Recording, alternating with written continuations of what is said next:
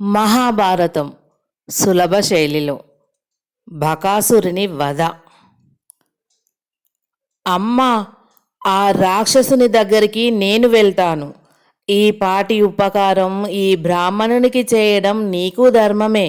వెళ్ళి వారికి చెప్పి ఏర్పాటు చేయించు తల్లి అన్నాడు భీమసేనుడు. కుంతి చిరునవ్వుతో నీ ఇష్టమే జరుగుతుందిలే తండ్రి అని ఆశీర్వదించి అక్కడి నుండి కదిలిపోయింది. బలిష్టములైన దున్నపోతులను ఉంచిన బండి నిండా అన్నం నింపుకొని భీమసేనుడు పెళ్లికి పోతున్నంత సంతోషంతో బకాసురుడు నివసిస్తున్న చోటికి వెళ్ళాడు. ఎత్తైన పర్వతాగ్రం మీద మరొక పర్వతం నిలిచి ఉన్నట్లు నిల్చొని బకుడు ఉగ్ర దృష్టులతో తనను చూస్తూ ఉండడం గ్రహించి చిన్నగా నవ్వుకున్నాడు భీమసేనుడు. తన దగ్గరకు రమ్మని చేత్తో సంజ్ఞ చేసి ఆ రాక్షసుడు వచ్చే లోపల బండి లోపల ఉన్న అన్నం పదార్థాలు పలు రకాల పిండి వంటలు తృప్తిగా ఆరగించసాగాడు. అసలే ఆలస్యంగా వచ్చిందిగాక పైగా తన కోసం తెచ్చిన ఆహారాన్ని నిర్భయంగా ఆరగిస్తున్న భీమసేనుణ్ణి చూడగానే బకుడు మండిపడ్డాడు. దగ్గరికి వచ్చి భీముని వీపు మీద ఒక్క పిడికిడి పోటు పొడిచాడు.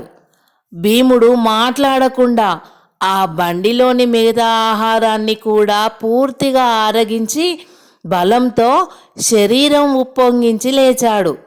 ఉగ్రదృష్టులను బకునిపై ప్రసరింపజేశాడు.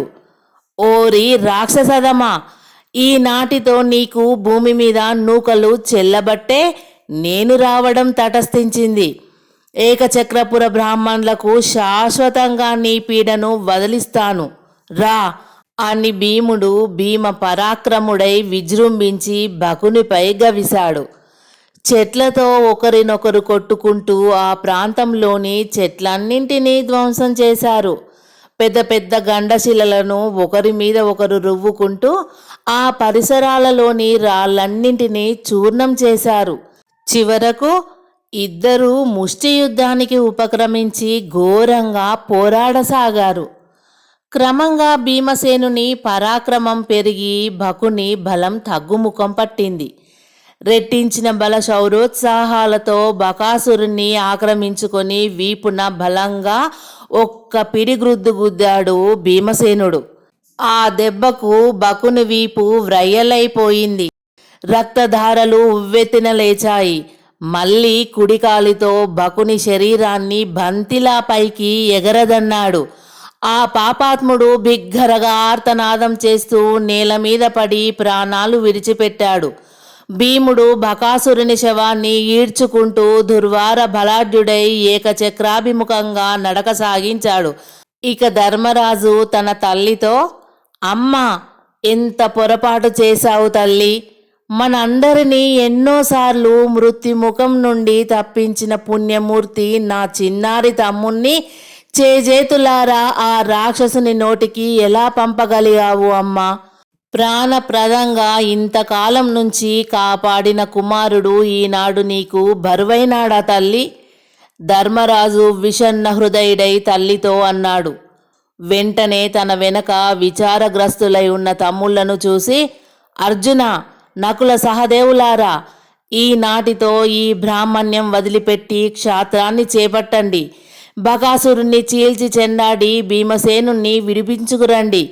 కాదు కాదు, నేను కూడా వస్తాను పదండి అని ఆవేశంతో కదలబోయాడు. వెంటనే కుంతి అతన్ని చెయ్యి పట్టుకొని వారించింది. నాయనా యుధిష్ఠరా, ఎంతమంది పుత్రులను కలిగిన తల్లి అయినా పుత్రుల మీది ప్రేమను ఇనుమడింపజేసుకుంటుందే గాని తగ్గించుకుంటుందా? ఏ తల్లి అయినా తన కొడుక్కు కీడు కోరుకుంటుందా? నీ తమ్ముడు వజ్రశరీరుడు. ఆ చిరంజీవి బకాసురుణ్ణి సంహరించి ఈ ఊరి బ్రాహ్మణులందరికీ ప్రాణభిక్షను పెట్టగల సమర్థుడు. కాబట్టి నేను నిర్భయంగా పంపించాను.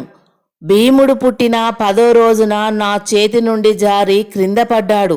ఆ కుమారుని శరీర ఘాతానికి అక్కడున్న పెద్ద పెద్ద రాళ్ళన్నీ నుగ్గునుగ్గైపోయాయి. నీ తమ్ముని బలం మీద నీకు నమ్మకం లేదా? మీరు తొందరపడవద్దు. భీముడు విజయశ్రీ విరాజితుడై త్వరలో తిరిగి వస్తాడు అని చెప్పింది తల్లి. తల్లి చెప్పిన మాటలకు ధర్మరాజు తృప్తి చెందాడు. అతని తమ్ముళ్ళు కూడా బకవధ తథ్యమని పలికారు. అదే సమయంలో ఆ ఇంటి బ్రాహ్మణుడు పరుగు పరుగున అక్కడకు వచ్చి, తల్లి, నీ కుమారుడు గొప్ప బలవంతుడమ్మా. బకాసురుడికి ఆహారంగా వెళ్ళిన ఆ చిరంజీవి ఆ రాక్షసుడినే సంహరించి వాడి కళేబరాన్ని ఈడ్చుకొని వచ్చి పురద్వారం దగ్గర పడేశాడట. ఈ వార్త విని బ్రాహ్మణులందరూ మంగళతూర్యాలతో శుభాశీర్వాదాలతో ఆ వీరునికి స్వాగతం ఇవ్వడానికి పోతున్నారు. మనం కూడా వెళ్ళి ఆ చిరంజీవిని అభినందించుకుందాం రండి అన్నాడు. కుంతి చిరునవ్వుతో ధర్మరాజు ముఖం వంక చూడగానే తల్లి మనోభావాన్ని గుర్తించలేక అంతకుముందు తాను ఆడిన నిష్ఠూరోక్తులకు సిగ్గుతో తల వంచుకున్నాడు ధర్మరాజు.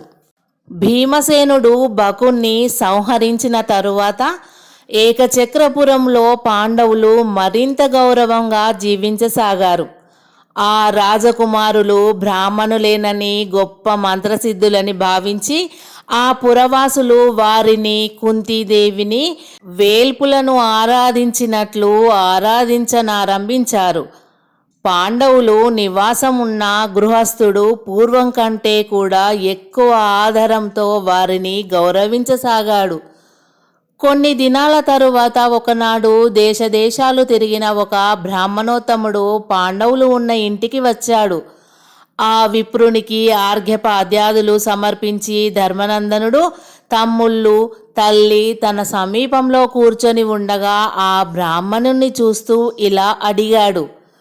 భూసురోత్తమా, తమరు ఎక్కడికి వెళ్తున్నారో తెలుసుకోవచ్చునా అని.